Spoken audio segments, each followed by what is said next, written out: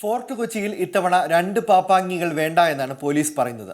സുരക്ഷാ പ്രശ്നമാണ് കാരണമായി ചൂണ്ടിക്കാട്ടുന്നത്.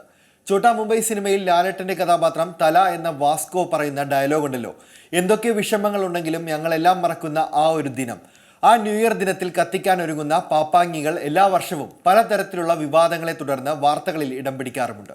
നിറത്തിന്റെ പേരിലും രൂപത്തിന്റെ പേരിലും മുഖസാദൃശ്യത്തിന്റെ പേരിലുമൊക്കെ മുൻ വർഷങ്ങളിൽ പാപ്പാങ്ങി വിവാദങ്ങളിൽ പെട്ടിട്ടുണ്ട്. ഫോർട്ട് കൊച്ചി വെളി ഗ്രൗണ്ടിൽ ഗാലാഡി കൊച്ചി സ്ഥാപിക്കുന്ന പാപ്പാങ്ങിയെ നീക്കം ചെയ്യണമെന്നാണ് ഇപ്പോൾ പോലീസിന്റെ നിർദ്ദേശം. വെളി മൈതാനത്ത് ഗാലാഡി കൊച്ചി നിർമ്മിക്കുന്നത് 50 അടി ഉയരം വരുന്ന പാപ്പാങ്ങിയാണ്. കൂടുതൽ പാപ്പാങ്ങികളെ കത്തിക്കുന്നത് സുരക്ഷാ പ്രശ്നങ്ങൾ സൃഷ്ടിക്കുമെന്നതാണ് പോലീസിന്റെ വാദം. പരേഡ് ഗ്രൗണ്ടിൽ കഴിഞ്ഞ 40 വർഷമായി നടക്കുന്ന കൊച്ചിൻ കാർണിവലിന്റെ കമ്മിറ്റി ഒരുക്കിയ പാപ്പാങ്ങിയെ കത്തിക്കാൻ മാത്രമാണ് പോലീസ് ഇപ്പോൾ അനുവാദം നൽകിയിട്ടുള്ളത്. ഇത് ഏകപക്ഷീയമായ നടപടിയെന്നാണ് ഗാലാഡി കൊച്ചി ആരോപിക്കുന്നത്.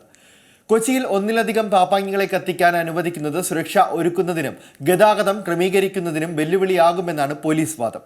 ഒരിടത്ത് കൂട്ടമായി എത്തുന്നതിന് പകരം 2 ഇടത്തേക്ക് ആളുകൾ വിഘടിച്ചു പോകുമ്പോൾ സാധാരണ തിരക്ക് കുറയുകയല്ലേ ചെയ്യുന്നത് എന്നതാണ് സംഘാടകർ ചോദിക്കുന്ന മറ്റൊരു ചോദ്യം.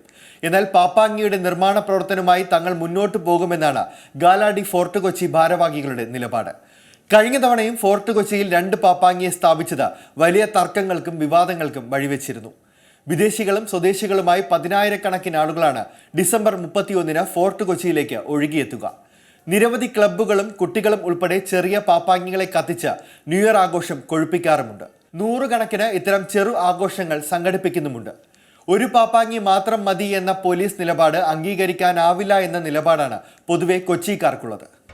പുതിയ വാർത്തകളും വിശേഷങ്ങളും ഇനി വിരൽ തുമ്പിൽ. എല്ലാ ഡിജിറ്റൽ പ്ലാറ്റ്ഫോമുകളിലും ഇപ്പോൾ സീ മലയാളം ന്യൂസ് ലഭ്യം.